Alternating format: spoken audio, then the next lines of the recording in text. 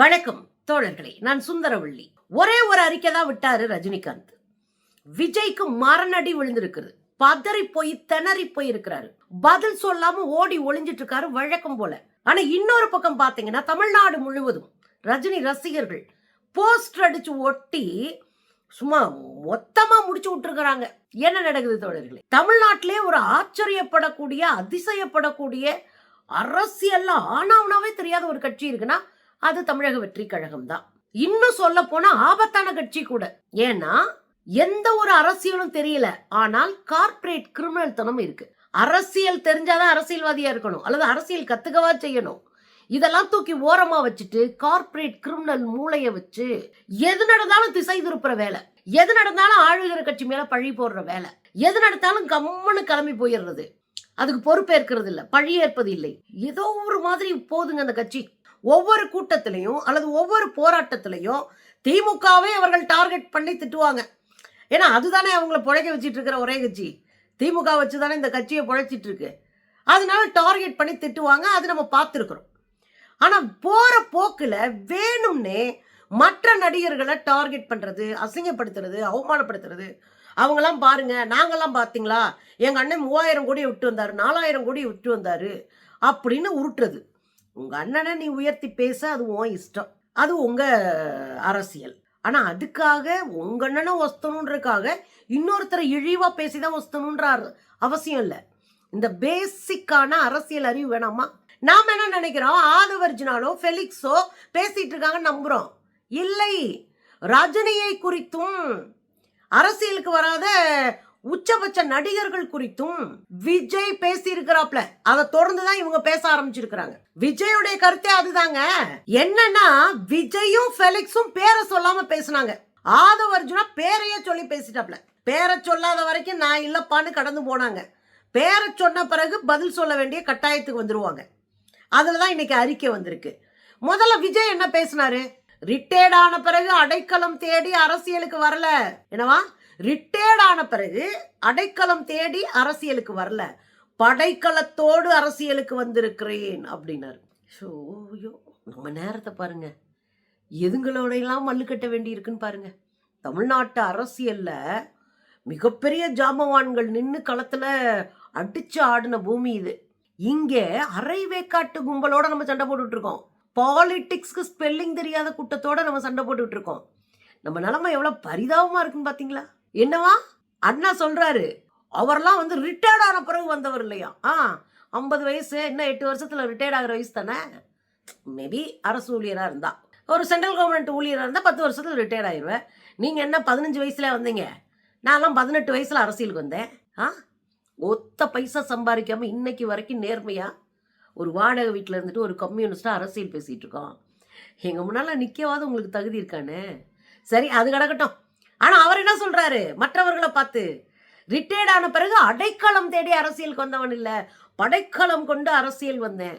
நீங்க கொண்டு வந்த படைக்கலம் இருக்கே, தலையிலே அடிச்சுக்கணும்னா.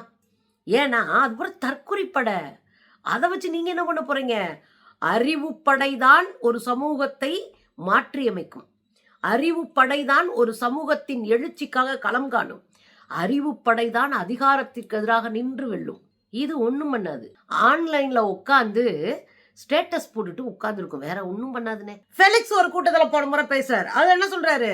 உச்ச நட்சத்திரங்கள் எல்லாம் வெளிநாட்டுல போய் செட்டில் ஆயிடுறாங்க, அப்புறம் பல பேர் வந்து கார் ரேஸ் போயிடுறாங்க, அது அஜித். இவங்கெல்லாம் வந்து இப்படி ஜாலியா இருக்கும் போது எல்லாத்தையும் விட்டுட்டு மக்களுக்காக வந்தவர் நம்ம அண்ணன் விஜய். 5 ரூபா செலவழிச்சது கிடையாது விஜய் இதுவரை. 20 லட்சம் கொடுத்தது கூட அடுத்தவன் காசு. அண்ணன் 5 ரூபாய் இயல. ஆனா இவர் வந்து என்ன சொல்றாரு, எங்க அண்ணன் வந்து எல்லாத்தையும் விட்டுட்டு வந்தாரு. அப்படிலாம் விட்டுட்டு வர மாட்டான். கார்பரேட் கிரிமினல்ஸ் அப்படிலாம் விட்டுட்டு வராதுங்க, சரிங்களா? அண்ணன் வந்து எல்லாத்தையும் விட்டு வந்தாரா. அஜித் வந்து அப்படியே போயிரு கார் ரேஸ். ஒன்று ஞாபகம் வைங்க, உண்மையை சொல்லணும்னா நானும் பயங்கரமான விஜய் ரசிகர். விஜய் படத்தை தேட்டர்ல போய் எல்லா படத்தையும் தேட்டர்ல தான் பார்த்துருக்கேன். அஜித் படத்துல ஒரே ஒரு படம் மங்காத்தா என் ஃப்ரெண்ட்ஸோட போனேன். அது கூட படம் ஓடி கொஞ்ச நாள் ஆன பார்த்து தான் போய் பார்த்தேன். எந்த படத்தையும் நான் தியேட்டர்ல பார்த்ததில்லை. அஜித் படத்தை நான் தியேட்டர்லேயே பார்த்ததில்லை. ஆனா மனுஷங்கன்னு வரும்போது ஸ்க்ரீன்ல அஜித் நிறைய வில்லனா நடிப்பாரு. எனக்கு அதில் முரண்பாடுலாம் உண்டு. ஆனா ஸ்கிரீன்ல இருக்கிறவங்க கீழே நல்லவங்களா இருக்கிறாங்க. எப்படி அந்த காலத்துல நம்பியார் வந்து மாலை போட்டுக்கிட்டு ஐயப்பன் கோயிலுக்கு போவாரோ, அதுபோல அஜித் வில்லனா நடிக்கிறாரு, நெசத்துல நல்லவரா இருக்காரு. இவர் நல்லவரா நடிக்கிறாரு, ஆனா நெசத்துல வில்லனா இருக்காரு. என்ன மாற்றம் பார்த்தீங்களா? ஏன் சொல்றேன்னா, அஜித் தான் தன்னுடைய ரசிகர் மன்றத்தை கலைச்ச ஒரே ஒரு நடிகர். யாராவது கலைப்பாங்களா? ரசிகர் மன்றம் தான் போஸ்ட் அடிக்கும். ரசிகர் மன்றம் தான் பாலாபிஷேகம் பண்ணும், கட் அவுட் வைக்கும். புது படம் ரிலீஸ் ஆகுதுன்னா ரசிகர் மன்றத்துடைய ரோல் ரொம்ப முக்கியம். ரசிகர் மன்றம் தான் போய் டிக்கெட்ஸ் எல்லாம் வாங்கி முக்காவாசி பிளாக்ல வித்து பெரிய பணத்தை சம்பாதிப்பாங்க. அந்த ரசிகர் மன்றத்தையே வேண்டான்னு கலைச்சு விட்டவர் தான் அஜித். ரசிகர்கள் போய் நின்று அவரை பார்க்க போனா நின்று போஸ் கொடுப்பாரு, எல்லாம் பண்ணுவாரு. ஆனா அதுக்காக உயிரை விட்டுட்டு ஓடி வந்தா, முதல்ல ஓடி போய் உன் பொழப்பு பாரு, உன் பொண்டாட்டி பிள்ளைகளை பாரு, அப்பா ஆத்தால பாரு, இங்க வந்து என்னைய பார்த்துட்டு இருக்க, எனக்கு இது தொழில், நான் நடிக்கிறேன், உனக்கு ஒரு தொழிலை கத்துக்க, பேரண்ட்ஸை பாரு, வீட்டை பாரு, அதுக்கப்புறம் என்னை ரசிக்கலாம் அப்படின்னு சொல்லி அனுப்புற ஒரு ஆளு. இதெல்லாம் தாண்டி நான் நடிகர் தாங்க, ஆனா எனக்கு ஒரு பேஷன் இருக்கு, எனக்கு கார் ரேஸ்ல பைக் ரேஸ்ல பேஷன் இருக்கு, எனக்கு ஒரு பெரிய காதல் இருக்கு, அதனால நான் அதுல போறேன் அப்படின்னு ஒருத்தர் போக முடியும்னா உச்சத்துல இருக்கும்போதே அது அவர் தன் வாழ்க்கைக்கு கொடுக்கிற முக்கியத்துவத்தை காட்டுது. அதுவுமே ஒரு பாடம் தான். பாஜகவில் போய் அஜித் ரசிகர்கள் சேர்ந்தப்ப அடுத்த 1 மணி நேரத்தில் அறிக்கை விட்டாரு, இது தப்பு, ஏன் பேரை வச்சுட்டு யார் கூடயும் சேராத, உனக்கு எந்த கட்சியிலும் சேர விட்டுனாலும் சேருங்க, ஆனா நான் சமூக நல்லிணக்கத்தை விரும்புறவன், சகோதரத்துவத்தை விரும்புகிறவன். நீங்க உள்ள தேடி பார்த்தா ஆன்லைன்ல கிடைக்கும். ஒரு 6 வருஷத்துக்கு முன்னாடி 6-7 வருஷத்துக்கு முன்னாடி வந்த அறிக்கை அது. உடனே கொடுத்தாரு. அப்போ பொலிட்டிக்கலா நம்ம பிள்ளைங்களை கரெக்டா வச்சுக்கணும்ன்றதுல தெளிவா இருக்காரு. ஆனா இவர்களை வெறும் அடியாட்களாக தற்குறிகளாக வைத்து அந்த தற்குறித்தனத்தை முதலீடாக போட்டு அதன் மூலமாக தனக்கான அங்கீகாரத்தை அதிகாரத்தை அடைய நினைப்பவர் தான் விஜய். நம்ம குழந்தைங்களை முட்டாள்களாக்கி அது மேல நின்று அதிகாரத்துக்கு போக நினைக்கிறார். அது எவ்வளவு பெரிய மோசமான அயோக்கியத்தனம். கொஞ்சமா நம்ம யோசிக்க வேணுமா? இதுக்கு அப்புறம் தான் ஆதவர்ஜுனா பேசுறாரு. ஆதவர்ஜுனா நேரடியாவே பேசுறாரு. ரஜினிகாந்த் பாத்தீங்களா, அவர் ஏன் அரசியலுக்கு வர தெரியுமா?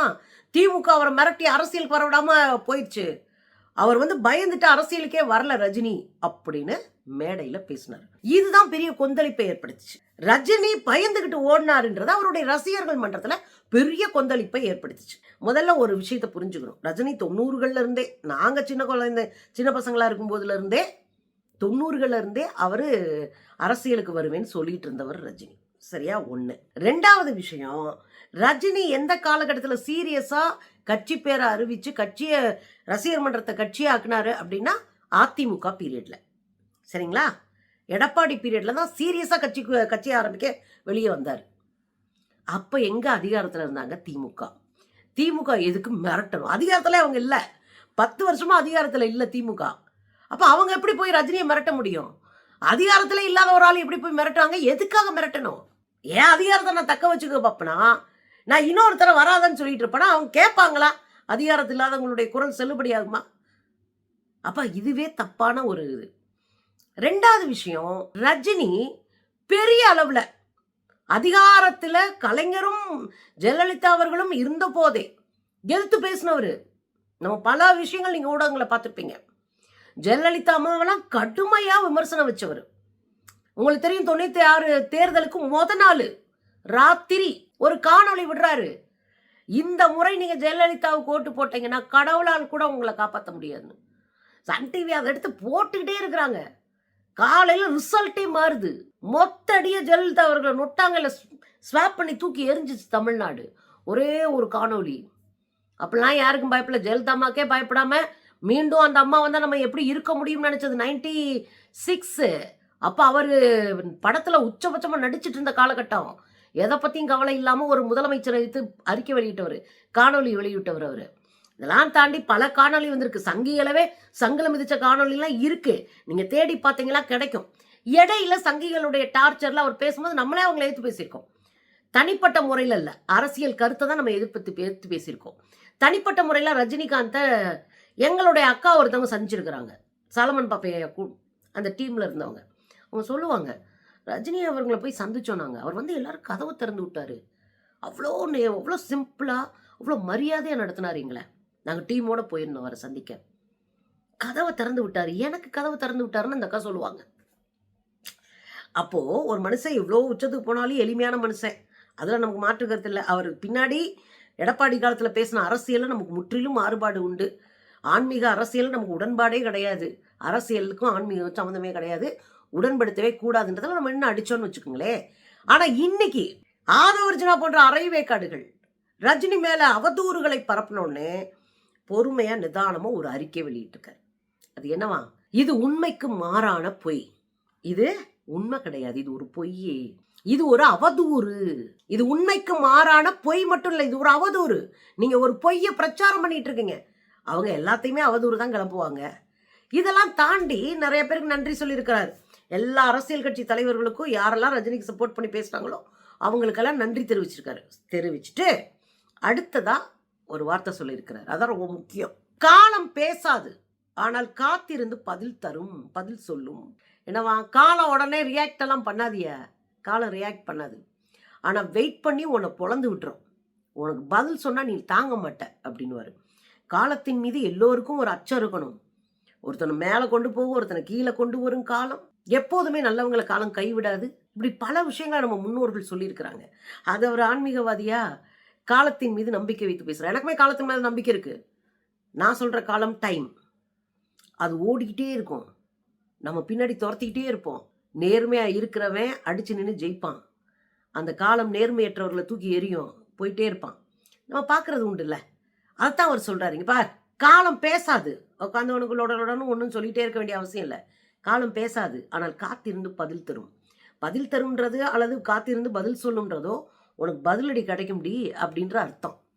அதுக்கு என்ன அர்த்தம் தெரியுங்களா? 2026 வெயிட்டிங்கில் இருக்கு மாப்பிள்ள, வா. அன்னைக்கு இருக்கு உனக்கு. மக்கள் உன்னை அடித்து ஆடுறதுல நீ அட்ரஸ் இல்லாமல் போவ. காலத்தால் அவமானப்பட்டு நீ அரசியலை விட்டு ஒதுக்குற நிலைமைக்கு வருவ. அதான் அதுக்கான பொருள். நீ ரொம்ப ஆடிட்ட 2026 பாரு, உனக்கு பதில் இருக்குடி, மக்கள் உனக்கு பதில் தருவாங்கடி அப்படின்றதான் அதுக்கு அர்த்தம். அதில் இன்னொரு அரசியல் என்ன தெரியுங்களா? ரஜினி ரசிகர்கள் அல்லது ரஜினியை நேசிக்கக்கூடியவர்கள், ரஜினி மீது மதிப்பு வைத்திருப்பவர்கள் யாராகவும் இருக்கட்டும், நீங்கள்லாம் பார்த்துக்குங்க, இவனுக்கெல்லாம் பதில் சொல்லணும். அடிக்கிற அடியில் 2026 மே மாதம் இவங்களுக்கு எல்லாம் பதில் கிடச்சிடணும் அப்படின்னு, மே 4ஆம் தேதி பதில் சொல்லிடணும் அப்படின்றதான் அதனுடைய பொருள். அப்போ என்னென்னா, தமிழ்நாடு முழுவதும் இருக்கிற ரஜினி ரசிகர்கள் கடுமையாக போஸ்ட் அடித்து ஓட்டிட்டாங்க. நீலாம் மாமனார் காசில் உட்காந்து தின்றவன், எங்களை பேசலாமா? 74 வயசில் உழைச்சி சாப்பிட்றால பேசுறதுக்கு உனக்கு தகுதி இருக்கா அப்படின்னு ஒருத்தவங்க. காக்கா குஞ்சுகளுக்கும் கள்ளச்சீட்டுகளுக்கும் பதில் சொல்கிற நிலைமை ஆகி போச்சு பாருங்க. இருங்கடா, கதம்னு முடிச்சு விட்றோம். இப்படி பலரும் போஸ்டர்ஸ் பாருங்களேன்.